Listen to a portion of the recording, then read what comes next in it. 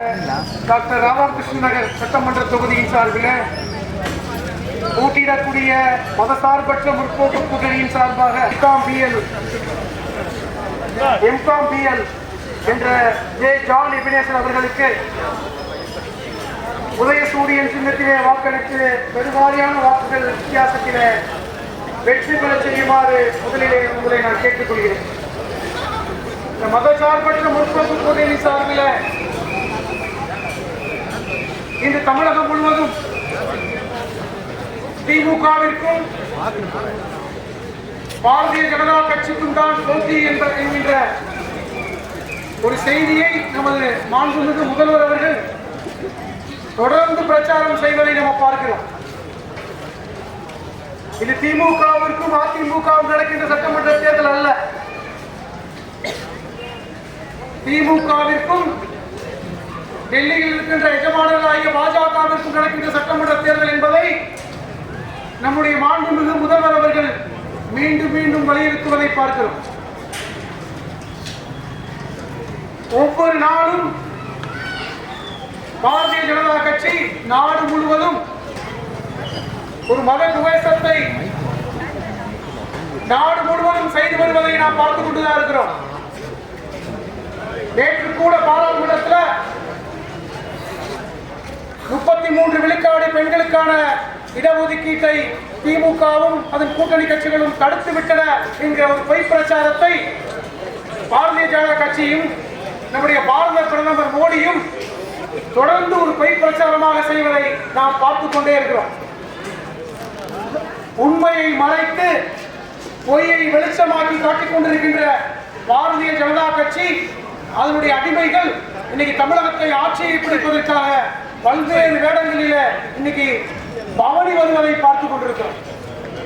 அன்பான வாக்காளர்கள் மக்களே, இந்த 2026 சட்டமன்ற தேர்தல் என்பது வெறுமனே திமுகவிற்கும் அதிமுகவிற்குமான தேர்தல் அல்ல.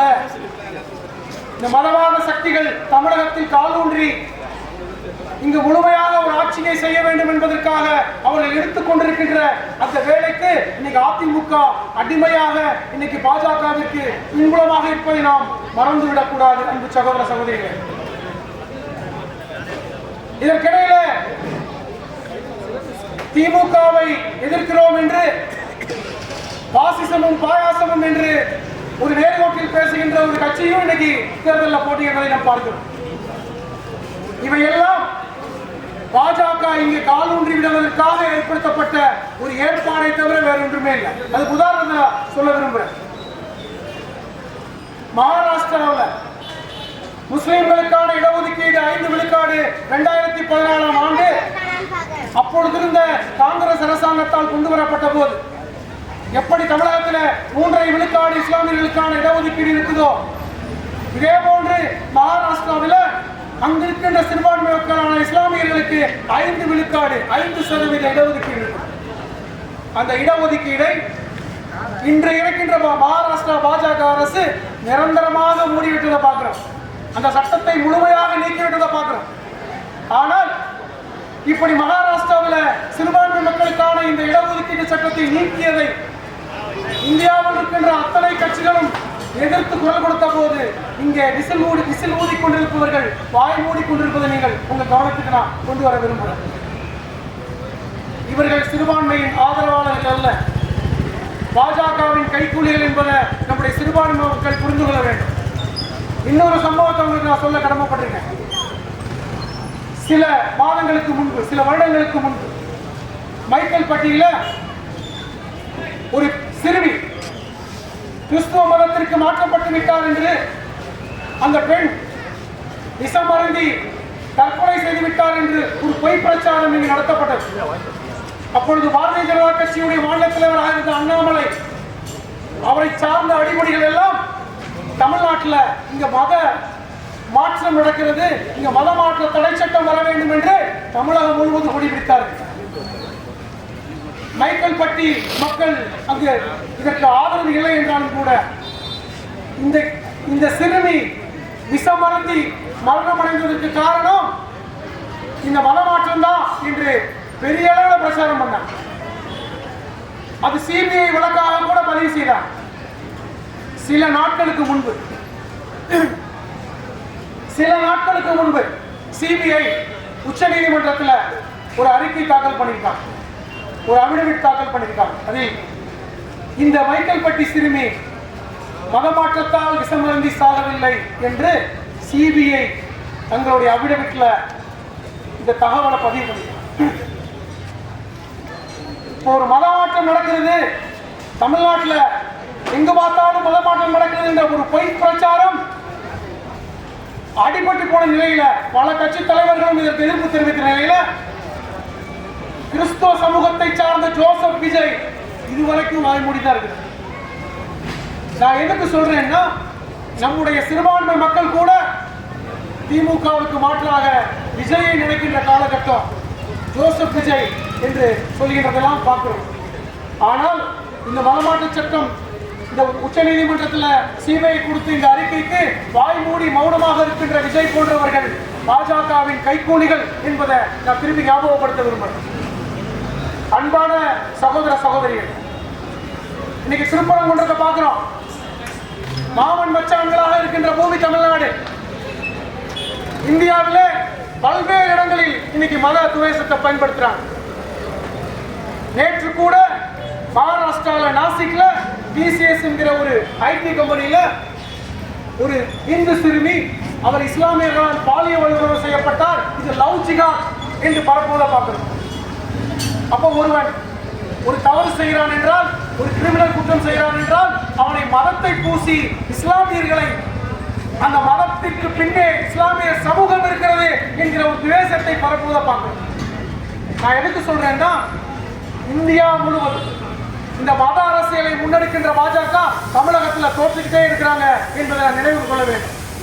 திருப்பரங்குன்றத்தில் அடிப்படையில் நான் மதுரையை சார்ந்தோம். திருப்பரங்குன்றம் என்பது அங்கு மாமன் மச்சான்களாக இருக்கின்ற பகுதி. பொதுவாக இருக்க மக்களை இஸ்லாமியர்களை சியான் சொல்லுவாங்க. சியான் என்றால் மச்சான் அர்த்தம். இப்படி மாமன் மச்சான்களாக இருக்கின்ற இஸ்லாமியர்களும் இந்து மக்களும் இதை உடைக்கும் பாஜக, இதற்கு துணை போகும் அதிமுக. அங்க அதிமுகவுடைய வேட்பாளர் ராஜன் செல்லப்பா, முன்னாள் மதுரையுடைய மேயராக இருந்தவர், அவர் பேசுகிறார், இந்த திருப்பரங்குன்றத்தில் நாங்கள் இந்த சட்டமன்றத்தில் ஆட்சிக்கு வந்து விட்டால், இந்த தமிழ்நாட்டில் ஆட்சிக்கு வந்து விட்டால், இந்த திருப்பரங்குன்றத்தில் வெற்றி பெற்று விட்டால் திருப்பரங்குன்ற தர்காவே நாங்கள் எடுத்துருவோம். இப்போ இதுல இருந்து ஒரு விஷயத்தை நம்ம புரிஞ்சுக்கணும். இப்பொழுது 2026 இந்த சட்டமன்ற தேர்தல் என்பது திமுகவுக்கும் அதிமுகவுக்குமானதல்ல. எம்ஜிஆர் காலத்து அதிமுக அல்ல, புரட்சி தலைவர் ஜெயலலிதா அவர்கள் காலத்து ஆட்சியில் இருந்த அதிமுக அல்ல. இதே சீரணி அரங்கத்தில் ஜெயலலிதா அவர்கள் சொன்னதை இன்னைக்கு நான் ஞாபகப்படுத்துறேன். இந்த பாசிச பாஜகவோடு அதிமுக என்னைக்கும் கூட்டணி இல்லைன்னு சொல்றாங்க. நான் ஒரு தவறு பண்ணிட்டேன், அந்த தவறை நான் திருத்திக்கிட்டேன், இனிமேல் எப்பொழுதும் எங்கேயும் பாஜகவோடு கூட்டணி இல்லைன்னு சொன்னான். இந்த ஆர்கே நகர் தொகுதி ஒரு வித்தியாசமான தொகுதி சகோதரர். இந்த தொகுதியில வெற்றி பெற்ற ஒருத்தர் இன்னைக்கு பாஜகவோடு சமரசம் பண்ணிக்கொண்டு சாமரசம் வீசுவதை பார்க்கிறோம். இதனால்தான் சொல்றேன், இப்படி அதிமுகவோடு பாஜக என்கிற இந்த மாயவலை சிக்கிக்கொண்டு இன்னைக்கு மதவாத சக்திகள் எல்லாம் ஒன்று சேர்ந்து இன்னைக்கு தமிழகத்தை கூறு போடுகின்ற ஒரு காட்சி நடந்து கொண்டிருக்கிறது என்று சகோதரர். நான் ஒரு விஷயத்தை மட்டும் சொல்லிட்டு முடிக்கிறேன்.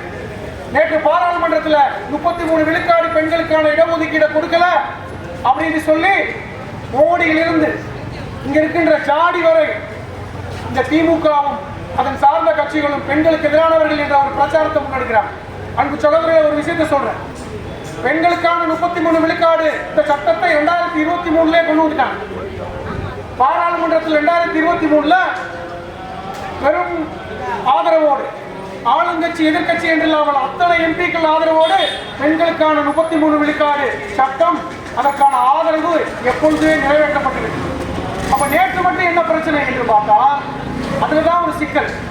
உங்களுக்கு எல்லாம் தெரியும், பாராளுமன்றத்துடைய எம்பிக்களோட எண்ணிக்கையை 543 எண்ணிக்கையை 850 மாற்றி அதில் 33 விழுக்காடு தர்றோம். எப்படிப்பட்ட திட்டம்! 859 எம்பிக்கள் வந்தால் மட்டும்தான் அதில் 33 விழுக்காடு கொடுக்க முடியும் என்கிற ஒரு சூழ்ச்சி வலையை பாஜக நேற்று செய்ததன் காரணமாக தான் எல்லா கட்சியும் எதிர்த்தாங்க. இப்படி பாரதிய ஜனதா கட்சி என்கிற ஒரு பாசிச நச்சு கட்சி இன்னைக்கு இந்தியாவை ஆட்சி செய்கிறது. அது தமிழகத்தில் மட்டும்தான் கால் ஊன்ற முடியல. ராகுல் காந்தி அவர்கள் கடந்த முறை பாராளுமன்றத்தில் சொன்ன விஷயத்தை திரும்பி ஞாபகப்படுத்துறேன். தமிழகத்தில் பாஜக என்றுமே கால் ஊன்ற முடியாது. எங்க என்ன வேணாலும் நீங்க பண்ணி பார்த்துக்கலாம். தமிழகத்தில் மட்டும் உங்களுடைய எது செல்லுபடி ஆகாதுங்க. அதற்கு உதாரணமா ஒன்று சொல்றேன். இன்னைக்கு இந்தியாவில் அன்பு சகோதரிகள், இந்தியாவில் பாரதிய ஜனதா கட்சியை எதிர்க்கின்ற தலைவர்கள் நம்பர் 1 யாரு? ஸ்டாலினா? கிடையாது. இன்னைக்கு நம்பர் 1 யார் பார்த்தால் மம்தா பானர்ஜி தான். பாரதிய ஜனதா கட்சியை வேரோடும் வேரடி மண்ணோடு வீழ்த்துவோம் என்று உச்ச நீதிமன்றத்தில் போய் குரல் கொடுக்கின்ற சிங்கப்பெண் மம்தா பானர்ஜி. ஆனால் அப்படிப்பட்ட மம்தா பானர்ஜி ஆட்சி செய்கின்ற மேற்கு வங்காளத்தில் 40 எம்எல்ஏக்கள் பாஜகவை சார்ந்தவர்கள், எதிர்கட்சிகள் பாஜகவை சார்ந்தவர்கள். ஆனால் தமிழ்நாட்டில் 4 இடத்துக்கு மேலே ஏன் வர முடியல? ஏன் வர முடியல? அதற்கு எதிர்கட்சி மட்டும்தான் காரணமா? வட இந்திய பத்திரிகைகள் இது அழகா எழுதுறாங்க. மேற்கு வங்காளத்தில் மம்தா பானர்ஜி பலமாக எதிர்க்கிறார், தமிழ்நாட்டில் தமிழக மக்கள் பலமாக எதிர்க்கிறார். நாம தான் பலமாக எதிர்க்கிறோம். இங்க மதம் அல்ல, ஜாதி அல்ல, பாசிச பாஜக இந்த மண்ணில் கால் ஊன்ற விடக்கூடாது என்கிற அந்த உத்வேகம் இன்னைக்கு ஒவ்வொரு தமிழக மக்களுடைய நெஞ்சிலே புதைந்திருக்கிறது. இதுக்கு காரணம் கடந்த 50 ஆண்டுகளாக இந்த தமிழகத்தை ஆட்சி செய்த திராவிட ஆட்சி, திராவிட கட்சி.